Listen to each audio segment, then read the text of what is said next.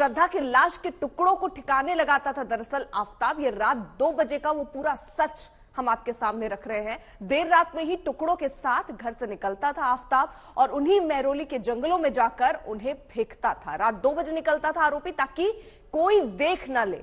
ये भी खबरें थी कि घर भी उसने उसी जंगल के पास लिया ताकि बड़ी आसानी से उस घटना को अंजाम देके इन शव के टुकड़ों को डिस्पोज कर सके। आफताब को लेकर दिल्ली पुलिस की टीम उसके महरौली स्थित कमरे पर पहुंची और पूरी पड़ताल की। वहां फ्लैट के अंदर क्या दिखा, आज तक संवाददाता राहुल गौतम ने इसकी और जानकारी जुटाई।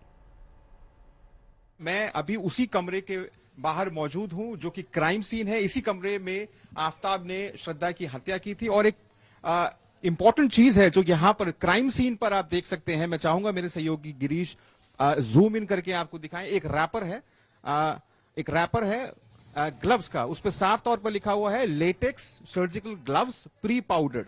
तो आप ये मान के चलिए क्योंकि ये क्राइम सीन पर है तो जाहिर है इसके अंदर ग्लव्स नहीं है, ये मात्र रैपर है जो यहां पर इसी कमरे में हत्या हुई थी श्रद्धा की। और जाहिर है पुलिस की जो टीम आई थी रिक्रिएट करने के लिए तमाम चीजों को खंगाला उन्होंने और यहां से वो सामान लेकर गई है क्योंकि जाहिर है उनको एविडेंस चाहिए होंगे, साक्ष्य चाहिए होंगे ताकि ये जो पूरा का पूरा जो केस है वो कोर्ट में वो साबित कर सकें। मैं आपको इस कमरे की और तस्वीरें दिखाना चाहूंगा। आप जहां पर ये रैपर पड़ा है ग्लव्स का, उसी के साथ में उसी के बगल में एक बेस है, उसी बेस के ऊपर फ्रिज रखा हुआ था। बताया जा रहा है ये वही फ्रिज है जिसके अंदर श्रद्धा के बॉडी पार्ट्स आफताब रखता था प्रिजर्व करके ताकि उसमें से स्मेल ना आए, बदबू ना आए। और तमाम जो घर आप देखिए कमरा है वो पूरा उथल पुथल हुआ है क्योंकि जाहिर है यहां पर पुलिस ने आकर पूरी तरीके से इन्वेस्टिगेट किया है। जितने भी तमाम सबूत हैं, साक्ष्य हैं जो इस पूरी कड़ी में को जोड़ते हैं, उन तमाम चीजों को पुलिस यहां से लेकर गई है। और आप ये मान के चलिए कि आने वाले कुछ दिनों के अंदर भी और बरामदगियां होंगी। पुलिस, आपने जैसे सही कहा कि अभी मोबाइल फोन है, जिस चीज से चॉप किया गया या काटा गया शरीर को वो अभी रिकवर करना बाकी है। बॉडी के पार्ट्स, पूरी बॉडी को रिकवर करना वो इंपॉर्टेंट रहेगा पुलिस के लिए। तो तमाम चीजें हैं जो कि पुलिस को अभी गैदर करनी है, इकट्ठी करनी है ताकि इस पूरे मामले को कोर्ट के अंदर भी खड़ा किया जा सके। लेकिन जाहिर है पूरी दिल्ली जो है वो इस पूरे मामले से शॉक में है क्योंकि जिस तरीके की डिटेल्स इसकी बाहर आ रही हैं कि किस तरीके से पहले गला घोटकर हत्या की जाती है, उसके बाद अगले 18 दिनों तक बॉडी के टुकड़े किए जाते हैं। रात को 2 बजे निकलकर आफताब इन बॉडी के पार्ट्स को अगल बगल के जो जंगल हैं छतरपुर के, वहां पर उनको छुपा कर आता था, वहां पर उनको फेंकता था और उसके बाद कितनी नॉर्मल तरीके से वो अपनी लाइफ को जीता रहा।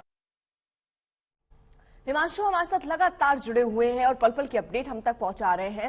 हिमांशु देखिए, क्योंकि अब ये बहुत सारी चुनौतियां पुलिस के सामने हैं, ना अभी वो कपड़े, ना मोबाइल, ना वो हथियार बरामद हुआ है जिससे हत्या को अंजाम दिया गया। आपके जैसा कि हम पहले ही बात कर रहे हैं, वक्त बहुत लंबा हो चुका है और इसीलिए सारे सबूत वक्त के साथ भी मिट गए होंगे और कुछ को तो मिटाने की आफताब ने भी कोशिश की। पुलिस के सामने एक बड़ी चुनौती है, उससे निपटने के लिए क्या तैयारी पुलिस ने आगे की है? देखिए, पुलिस को जो सबसे महत्वपूर्ण चीजें हैं जिसपे पुलिस फिलहाल काम कर रही है, एक तो पुलिस को इंतजार है उस रिपोर्ट का जिससे ये साबित हो सके कि जो टुकड़े वो बरामद हुए वो श्रद्धा के हैं और उसके बाद वो डीएनए मिल जाए, तो ये पुलिस के लिए इंपॉर्टेंट सुराग साबित होगा। दूसरा जो सुराग है वो घर से अगर कोई ट्रेस मिल जाता है जो श्रद्धा से जुड़ जाता है तो ये एक महत्वपूर्ण सुराग होगा। तीसरा जो मोबाइल फोन है अगर वो पुलिस बरामद कर लेती है श्रद्धा का जो आफताब ने ठिकाने लगाया तो ये एक महत्वपूर्ण सुराग होगा। और इसके अलावा श्रद्धा के वो कपड़े जो उस वक्त उसने पहने थे और वो आरी जिससे टुकड़े किए गए, इन सारी चीजों को पुलिस जानती है कि इनकी अहमियत बहुत ज्यादा है। लेकिन वक्त के साथ, चूंकि वक्त काफी बीत गया है, क्या कंडीशन में मिलते हैं, कब मिलते हैं, मिलते नहीं मिलते हैं, और यही वजह है कि पुलिस लगातार कोशिश कर रही है सच निकलवाने की। और देखिए, पुलिस को कहीं ना कहीं एक बार ये भी अंदेशा हो रहा है कि जो आफताब है वो कहीं उन्हें गुमराह तो नहीं कर रहा, और इसीलिए पुलिस जो है वो साइकेट्रिक्स की भी मदद ले रही है पूछताछ में, ये समझने के लिए कि कब झूठ बोल रहा है आफताब, कब सच बोल रहा है, और जो सत्य है, जो चीजें हैं वो निकल करके पूरी सामने आ पाए। क्योंकि पुलिस को पूरा सच जानना है और पूरा सच जाने बगैर पुलिस इस मामले में पुख्ता तौर पर पूरी चीजें जो इन्वेस्टिगेशन है वो नहीं कंप्लीट कर पाएगी। अभी पुलिस के पास सर्कमस्टेंशियल एविडेंसेस हैं जिनमें कई जो उसका मूवमेंट है, जो उसने बयान दिया है, जो बॉडी पार्ट जहां उसने फेंके, जहां पर पुलिस उसे लेकर के गई, ये सारी चीजें पुलिस के पास हैं।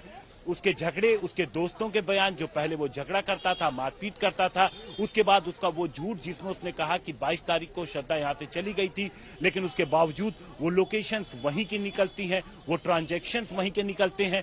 तो ये सारी चीजें पुलिस के पास है, लेकिन पुलिस को एक पुख्ता सबूत की जरूरत है और जिसके लिए पुलिस लगातार कोशिश कर रही है कि उसके हाथ कुछ पुख्ता सबूत लगे ताकि इस मामले में वो आगे बढ़ सके। और आप देखिए, पुलिस की कोशिश होगी कि आगे जब रिमांड मिले तो वो पूछताछ में कुछ ऐसी चीजें निकाल सके जिससे इस केस को मजबूती मिल सके, क्योंकि पुलिस ने यह भी पता लगाया है कि ये सिर्फ एक नहीं, आफ्ताब बल्कि और मोबाइल भी इस्तेमाल करता था। अब वो मोबाइल जो इस्तेमाल करता था, उसके पीछे उसका मकसद क्या था, और भी इसकी दोस्तें थी, तो उन सबके बयान पुलिस दर्ज करेगी। इसकी पूरी जो सीसीटीवी है पूरे इलाके के, उनकी मैपिंग कर रही है पुलिस।